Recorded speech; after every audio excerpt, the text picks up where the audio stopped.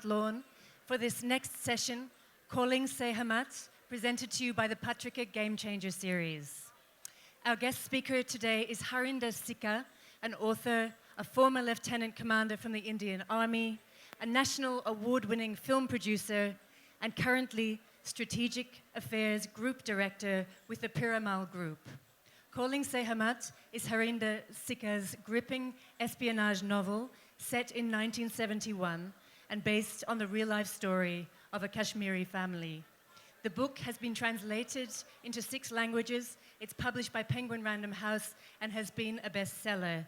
It has also been made into the acclaimed film ZEE, which was a box office smash. He'll be in conversation with Sanjoy K, Managing Director of Teamwork Arts. Once again, please join me in welcoming to this session Harinder Sikka and Sanjoy K, presented by the Patrika Game Changer series. Thank you all. I hope you all are enjoying the last day of the festival. Anybody feeling sad? So am I. Harinder, absolute honor to have you here. And I don't know how many of you have seen ZEE, the movie? Wow, that's a lot. I must confess, I haven't seen it yet, but I have read this absolutely gripping novel, which I hugely enjoyed. I don't know how different it is from the movie, but let me start with that. Harinder, how different is this from the movie? So say the book is in 5 parts.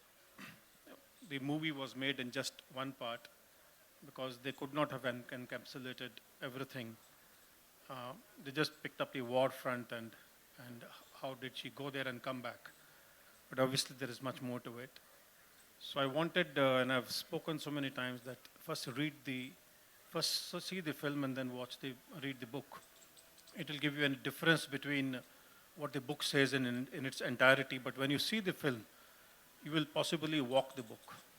How did you come across this story? For those of you who may have not read the book, it's really an incredible story of espionage, of planting this wonderful woman from Kashmir into a very, very senior family in Pakistan, and it helped in many ways in the continuing war. How did you come across the story? So I joined Navy in 1979. It's a privilege. In fact, my first commanding officer when I was a cadet is sitting right here, Commander Ranjit Rai, then Commando. So it's a privilege indeed. And when I quit Navy prematurely in 93 and joined Piramal soon after, I decided to go back to Kargil Battle Theatre as a journalist, embedded journalist at the Army's permission. Something transpired. I was brought down and forced. And I was cursing the intent in our own intel. How is it that we have enemies sitting over our head? And we did not know when did they come. We lost 500 people. Not because of Pakistanis wanted to do this, we allowed them to do this. So I gave them some words which they possibly didn't like, and one officer stood up and said, "Not everybody is a traitor, my mother wasn't." That is when I began research in the year 2000 on a lady codenamed Sehmat, how she was wedded to a Pakistani army family, how she had to kill people, including her husband, father-in-law, sister-in-law, brother-in-law, and their most faithful servant before she was brought back to India. How she defined spirituality and patriotism. But it's also very much a story of love. It's a story of her love, her unrequited love. It's a story of sacrifice, and it's a story of love for her country. In all of this, when she was first asked to cross over, so her father was one of the primary informers for the government, and they requested his daughter to cross over. Tell us how that happened. So Hidayatullah, again name changed, was doing a lot of intel work for India. There was no RAW at that time. There was intel. He used to be an exporter of carpets and dry fruits, etc. So he had access on both sides of the border. Also liquor, which was prohibited at that point of time in Pakistan. So he suffered from a cancer, and he knew that 71 is not far away. And he was not sure he would survive that long. So he pulled out his daughter and said, "This is work undone, yet to be finished. Please go." And hats off to that girl who was in love, deeply in love, as you will find in this book, gave up everything. That was the first sacrifice a teenager girl did for her country. The beauty is that she went away unsung because somehow she wanted to go away unsung. That is slightly difficult to digest. When she goes to Pakistan, she gets married into a very powerful military family where there's a huge lineage of that particular family, very well respected. How did she make it a home? So she had her own little ways. She was not trained very well by the IB. 3 months of, I think, maximum training she was given.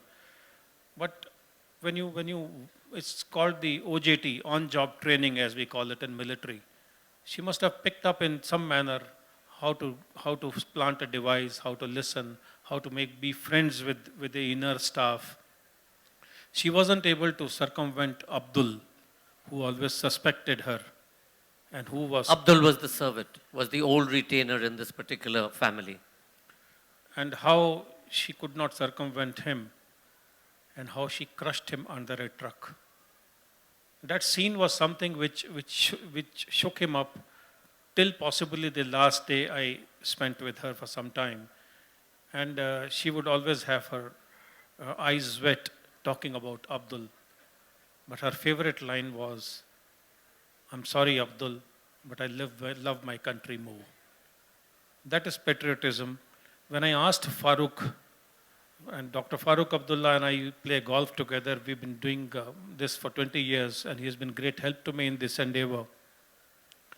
Why can't we have more Sehmats? He said that, you name one, you want one, we'll give you 20, 30, 40,000. Our problem is we don't want it. And the fact is that India spends for the past 6 decades 8 to 10,000 crores in the valley per annum, the money that feeds everybody, including traitors. Is it possible that we are not wanting a settlement or a peace? So that terror continues, and so does funding. One of the things that comes across in the book is when she realizes she's being discovered, and she realizes that Abdul has actually discovered her, and she comes out of her room, she goes downstairs to her father-in-law's study, and then she gets into the truck and sort of drives him over. The sacrifice that she has to make in terms of actually then killing first her brother-in-law, who she meets on the steps. And if you're talking about James Bond, this is very much a James Bond scene. Will you describe it? So I'm not sure, let me honestly admit, how was the brother-in-law, Major Mehboob, killed? He was killed with a mercury drop for sure. In my opinion, you cannot simply go and ask somebody, extend your arm, I will puncture 1 number mercury drop in your veins and you will die. It's a very professional job. I asked her this question and she did not respond, except that she was responsible for for Major Mehboob's death. I could see that pain in her eyes. I could realize and fathom that she was sitting in front of her sister-in-law. The sister-in-law was waiting for Major Mehboob to return. She had baked finest possible pastries, which Sehmat was eating, knowing fully well Mehboob is not returning. It requires guts, ladies and gentlemen. It requires extraordinary patriotism. We have it in us, but majority of us do not find an opportunity to showcase it. She did. When she comes back, she's plucked out at the end because the IB absolutely realizes that her cover has now been blown. They fly her out of Pakistan. She comes back to India. at the airport, who does she meet? So this is where the story in the book is different from the film. And very interesting. Thank you so much for asking this. I've been wanting to answer this. She doesn't come back depressed. She comes back normal. She stands in front of the tricolor, walks the red carpet, sidesteps after seeing the tricolor. The bandmaster stops playing Jai Bharati, realizes that she's kneeling down in front of the tricolor, and starts playing Janagana Man. This is where she stands up and salutes. This is where you show a replica of Jhansi Ki Rani. This is what we should have shown, but this is something which is not in my creative control. Though I must proudly tell you that I insisted who will be the director and I insisted who will be the lead actor, because it was approved, the lead actor, by Sehmat herself. And I can assure you, or those who have seen the film, that Alia did a grand job and brought her into the realms. Yet the fact is that she went away unsung. She did not want to be awarded. Harinder, when she comes back, as I said, at the airport, there's also a gentleman waiting for her, a gentleman for her past. Tell us about her love receiving her. So she was in deeply love with a gentleman called, codenamed AB. And AB had taken her to his home. He had a tacit approval from his staunch Hindu family. The staunch Hindu family did not want a Muslim girl to come in. Sehmat's mother was a Hindu married to a Muslim. So in those times, possibly even in today, in a smaller way, the girls and the boys do not paint people with caste, color, or religion. We have allowed this difference to happen. And AB played a very major role after she came back. She refused to marry him, saying that I have blood on my hands. I cannot live a happy married life with so much of killings that I have done and ruined people's lives. So she was not a warmonger per se. What she did was a duty to, or a karma to her nation. And she did that and repeatedly told me, if the Lord grants you karma, there cannot be a bigger reward than that. Harinder, you talked about the major who was her son saluting her when she passed away. Where did the son come from? So it is the same son who told me, not everybody is a traitor. My mother wasn't. Now that is something which stares you on your face, because Sehmat refused to accept him as a son altogether. She lived a recluse life. She became a saint of sorts, because I've explained in the book what transpired and how I, in search of that nomad who gave her so much of mantras, or become what she did in the end of the day. But the major did have a little bit problem with her mother and a massive problem with me. So foster father, the AB, and major both had some serious issues with me. They continue to maintain that issue with me. You talked about the fact in the book that when she now goes, she arrives in India, she decides to settle down in a small homestead, in a small village. How did she transform the space there? So I had to sit for many hours in front of her house. She refused to talk to me. And ultimately, when she gave me that entry, I asked her, why here? He says, because Abdul lived here. Who was Abdul? Said's most faithful servant. What happened? He died. How? I crushed him under a three-tonner. Now that expression on her face was that she was a petite woman, very beautiful, very charming, very simple, simply dressed, but so much brightness on her face, so much of strength and energy, yet there were tears in her eyes. And when she started living in that place, she wanted to be part and parcel of Abdul's life, or in the same environment, in the same kind of filthy surroundings, in a very tough environment. She was a rich girl, had so much of value and wealth around, but she perhaps wanted to pay back to the society or do something for the Malerkotla or live with them or have some kind of a paschatap, if I may. You talked about the fact that she didn't want any reward or she didn't want any award.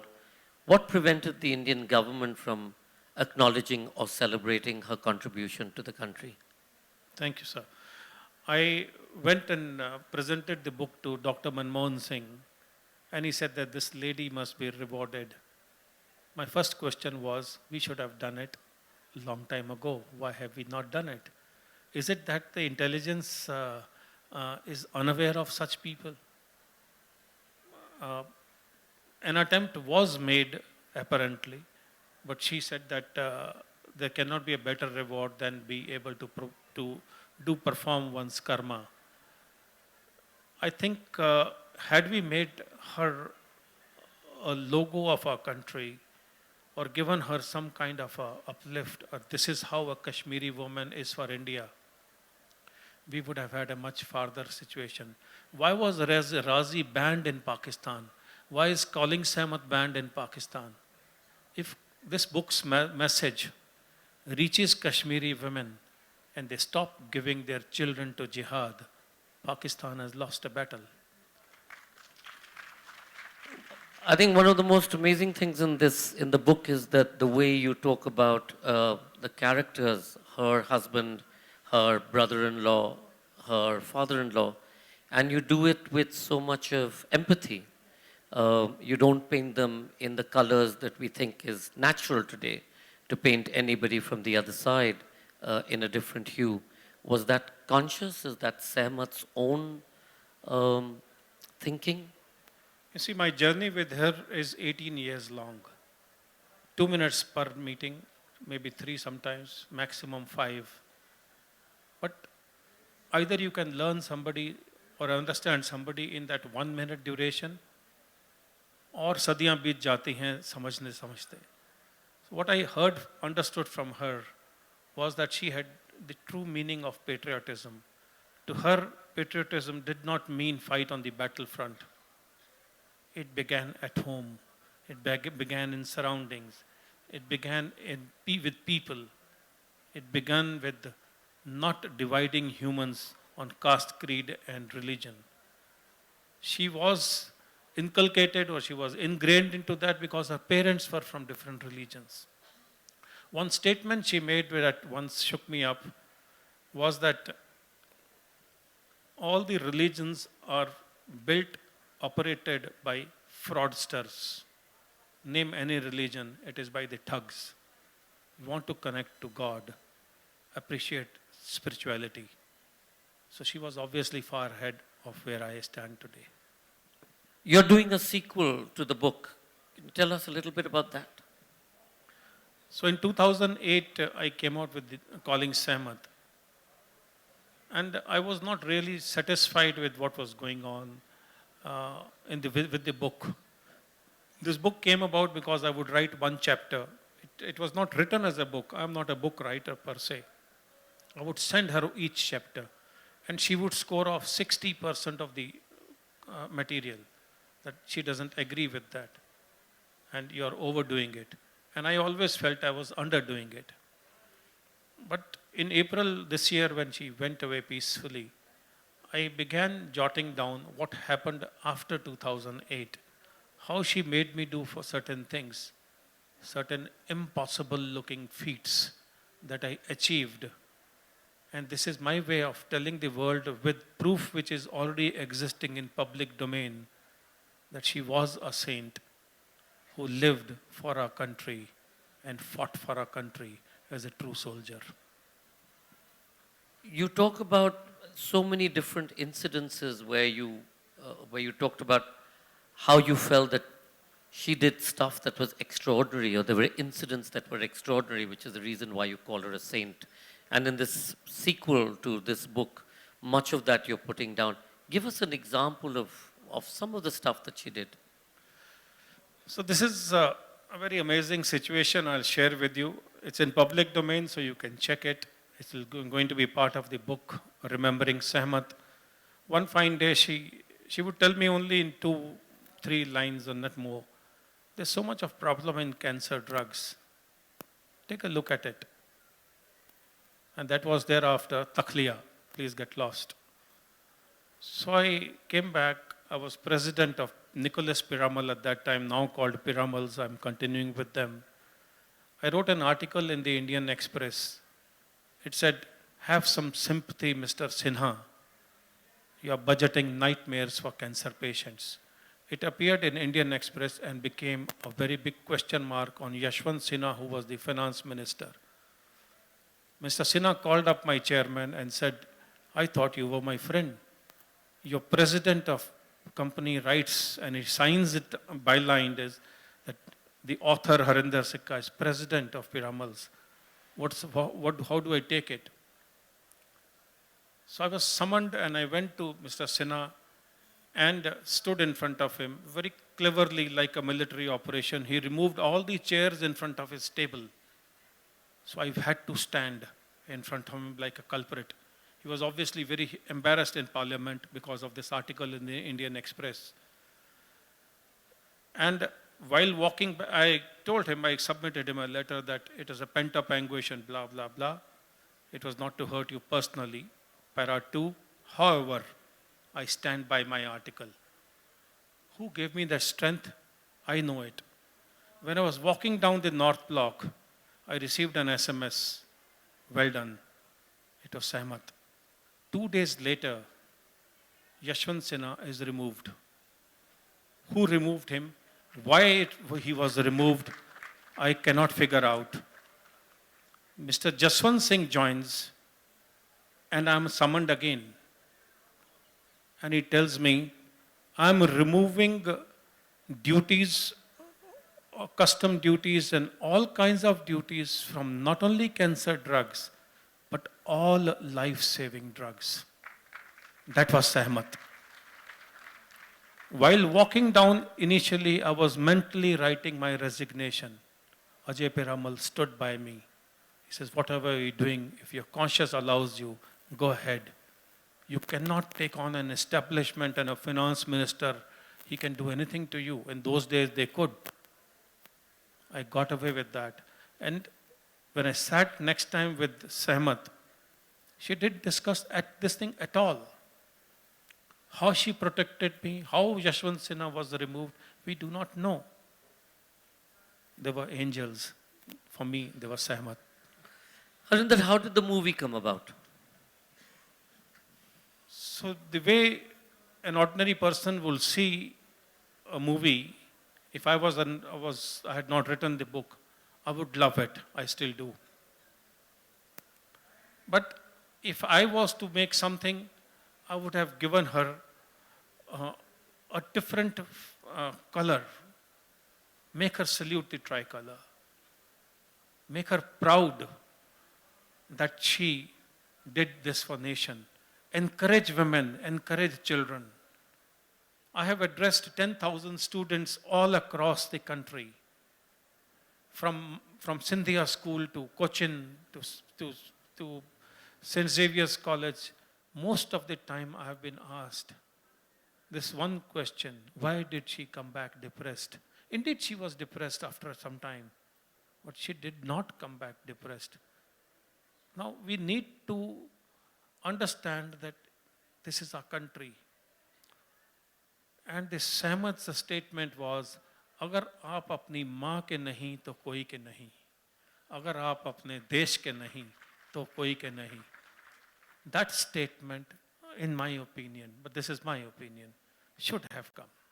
No, but going back again, how did the film come about? How did you get around to getting this made into a film? Yeah.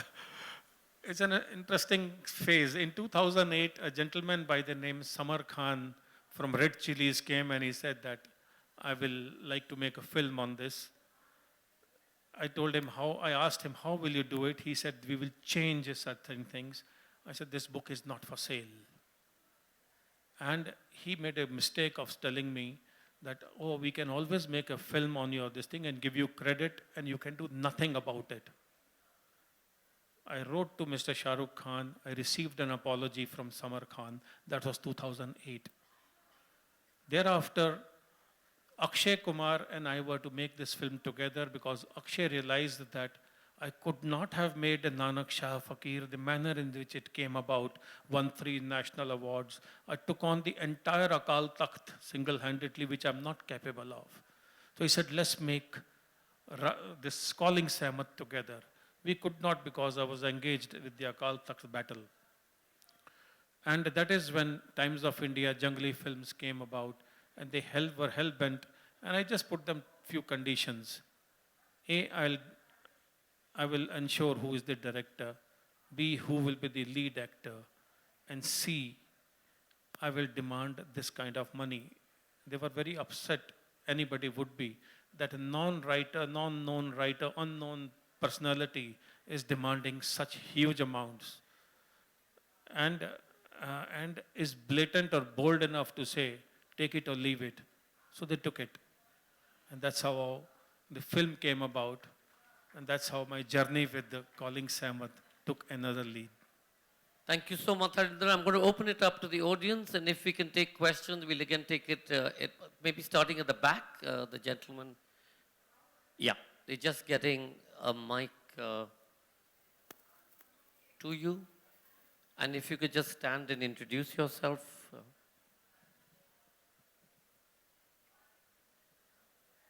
Second half. Excuse me. Good afternoon. Good afternoon. This is Deepak Mahan here. Before I put my question, I would just like to inform you that you also have the ex-admiral of the Indian Navy, Mr. Madhvendra Singh here. Yes. So, I have the privilege of serving yes, under him. yeah. My question is that with your experience of Kashmir, do you think there is a kind of a political conspiracy not to bring peace to Kashmir? I don't think so. I'm sure about it. You mean to say that if we want, we cannot finish terrorism in Kashmir? No, I think you can. What I Stop. mean to say is the political parties across the spectrum, because all this while, for decades, BJP was always saying that it is the fault of Nehru and thereafter Congress not to bring peace to the valley.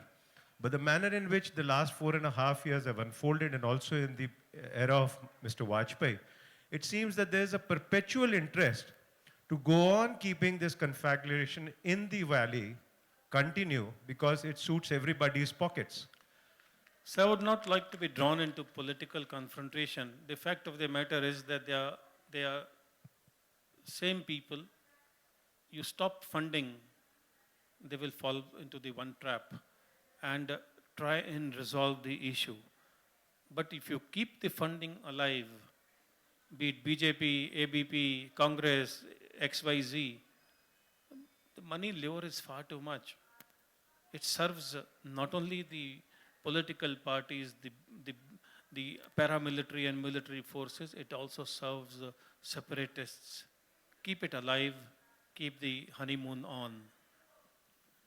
As we know, it's not that in the past, I mean, the whole Punjab terrorism at the end of the day did come to an end. Naxalism in Bengal did come to an end as well. Yes, there are Maoist problems across the length and breadth of Middle India. But when you want to do something, the state can and bring the people into that dialogue to make that possible. We all need to do that. We need to do much more to engage with Kashmir. And the fact that they're always painted as the other is one of the biggest problems. And this book, in fact, for one shows that here there is this woman, gives up everything, a Kashmiri woman, Hindu and Muslim parentage, gives up everything and goes out and fights a very lonely war for what she hopes is going to be long-term peace. The gentleman, yeah, just stand up. Yep. Yep. So I just wanted to ask you, like, how tough or difficult it is for a Fauji or a soldier to get out of the mental phase of being on the war front, in amount of the, like, the mental pressure he or she faces. The mental pressure. You see, when you do not expect any reward, I was talking, during research, I was talking to a lady at Pahalgam, where I hosted a lot of golf tournaments so that people see Kashmir is not trouble town. It said, that lady said something which thereafter is in my writing. It says that, उलझी सुलझनों में बंधे मेरी वीणा के तार हैं, कर्ज है मुझ पे भारी, मुझे आहट है तेरी, मुझे चाहत है तेरी, ए मौत तू एक कविता है मेरी, ए मौत तू एक कविता है मेरी. Now, those people possibly have fear, an unknown fear, that either they will die from this side or be crushed from the other side, or their children are being sucked in to some battlefront and being made to pay a very heavy price. Try and understand from that mother whose young teenager son is being sucked into and killed. Try and understand from a mother. We are forgetting these aspects because as a population, we neither care for our soldiers who are considered as an expendable commodity, nor are Kashmiris or left and right. Let's take the questions in a cluster. So the lady, then the gentleman in the front, and the lady at the back, and then you answer them. Yeah. Good afternoon, sir. I'm Durva Sharma, and I'm an educationist. I take a bow on behalf of Jaipur for thanking you for giving us calling Sehmat, because I'm sure people before this did not know about her. I wonder why she did not want to be noticed. Why was she unsung? Why did she deny that? A. Second question, when you were prodding her about what all happened in Pakistan, especially about her husband, what was her reaction? It has been shown in the movie that she questioned that this was not there. You promised nothing would happen to the family, at least my husband. She questioned that. So what was her actual reaction when you asked her? Just hold that answer. And the lady at the back behind who put up her hand? I'll come to you in a second. And then the gentleman in the front in the brown jacket. Hello, sir. My name is Mansi Narula Kashyap, and I help the writers in Kashmir to write, edit, and publish their books. And I've lived with Kashmiri families over the past 2 years when I go there, and they're lovely people. My question to you is, when they write poetry and they write books, I always find them writing about curfews and resistance that is there. But yeah, I always advise them that please write about something which is positive. So what is your advice to the young writers in Kashmir, what they should write? Hold that. And then the gentleman, yes? Hello. Hello. I'm Siddharth Mishra. I'm from Delhi. I have a couple of relatives who work for RAW. So when I saw this movie, Razi, so I had this question. First, a girl gets married, a girl who has studied in Delhi is getting married to a Pakistani officer, a senior Pakistani army officer, gets married into their family. Point number one. Point number two, 3 murders are happening in a row. The Pakistani counterintelligence, were they so naive, were they so inefficient that they didn't do anything about it? I mean, it's crazy. Thanks. So counterintelligence. So I just want to step in with the lady who said, what should Kashmiris write? They need to write stories from their inner being. You can't prescribe to write a happy story when a people are completely pushed to the back with their back to the wall. So this is not a formula. It's not about, let's all be happy in the midst of an enormous battle that they face every hour, every minute. But back to you, Harinder. So I'll start with this question that the gentleman asked, that they were so naive. When Mehboob died, the Pakistani agencies treated as a heart attack. I repeated that previously, said that in my opinion, Sehmat did not kill Major Mehboob. He was murdered by somebody, but she was responsible for it. My book will tell you.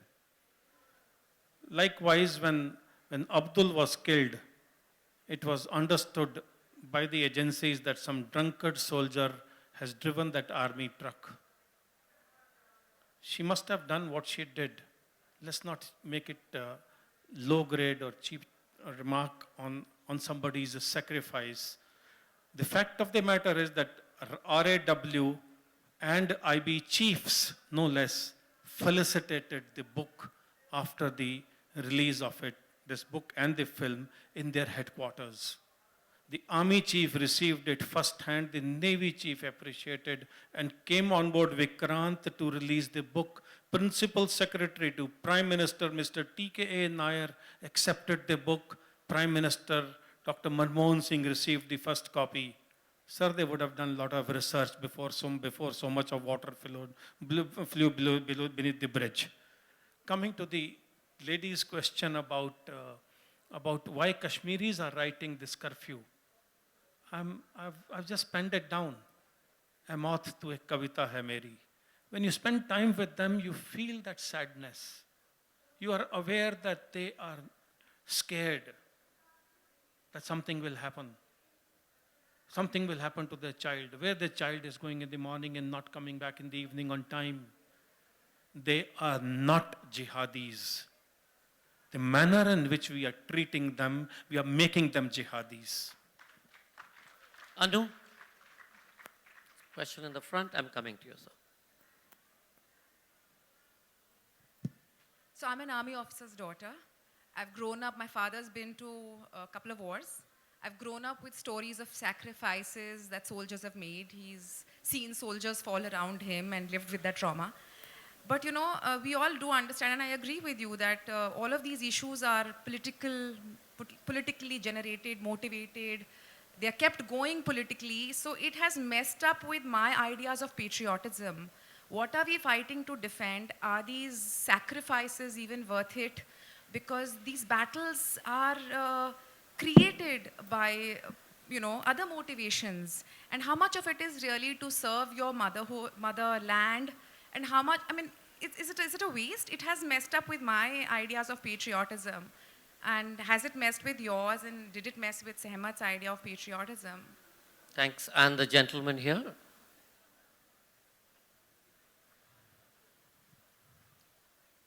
I'm sorry, that's going to be the last question we're going to have. Thank you very much, Sujoy, for giving me the chance to speak. Myself is Umesh Prasad Singh from the University of Calcutta. I'm a creative writer, and I also belong to a army family background, Rajput regiment. Many of my relatives are there. After listening to you with rapt attention, you mentioned a particular word, extraordinary patriotism.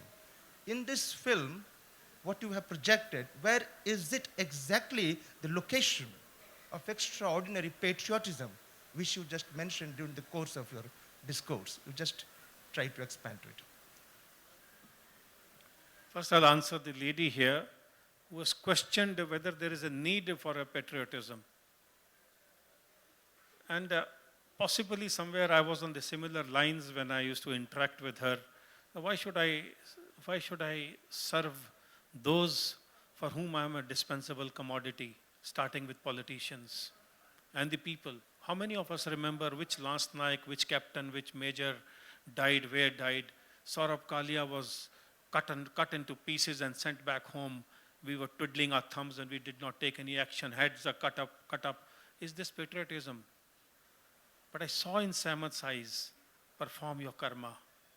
Agar aap apni maa ke nahi, to kisi ke nahi. What others are doing, she did not care. When she became a saint because she had the willpower of a fighter. That's how she stepped one step at a time, one ladder at a time. And when she passed away, she went away so peacefully. She just did not wake up. Remembering Sehmat will tell you more about it, how she lived, how such a fantastic individual woman has done for our country, India. She wanted to go away unsung because she was not trading, ladies and gentlemen. She was not writing an article in return to get a Padma Shri. She was not a media journalist to take sides and be rewarded and awarded. She just sacrificed herself because she thought, and I believe, that any sacrifice for your mother or land you are born in is nothing when it comes to India, Hindustan. As regards to the question of where all, obviously this would have happened in Lahore, obviously it would have happened in Islamabad. I went to Pakistan twice in 2004 and 2007. I must have done a lot of work and pictures that I was told not to publish them. In fact, on the 14th of June 2018, I asked Alia, I said, you come in a burqa. I have convinced Sehmat's son to be present. You remove the burqa veil and present the book to him. It would make a very thorough impact. It was Farooq who said that you will be putting a lot of lives under danger. We are playing with the Kashmir. That is exactly what I'm trying to convey to you all. We are playing with the lives of people without caring for them. It's time that the public raises an eyebrow or a question and questions those who are doing this year on year, decade on decade, at the cost of India. On that note, thank you very much, Harinder Sikka. Ladies and gentlemen, Harinder is going to be signing books at the book signing venue. Do go and pick up your book from the bookshop. Harinder, thank you so much for creating Calling Sehmat and look forward to the next edition. Thank you.